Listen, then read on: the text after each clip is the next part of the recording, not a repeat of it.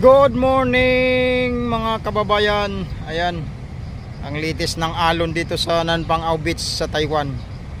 Kahapon yung kahoy na yan, doon pa yan sa may bandang ibaba. Ngayon nandito na siya sa taas, oh. Grabe. Mabuti sa karagatan lang tumama yung mga bagyo na dumarating dito sa Taiwan. Ayan, oh. Yan. Lalaki ng alon, guys. Ayan, oh. Ayan, dito sa aking kinalalagyan. Ayan, bahay na yan, mga bahay na. Oh.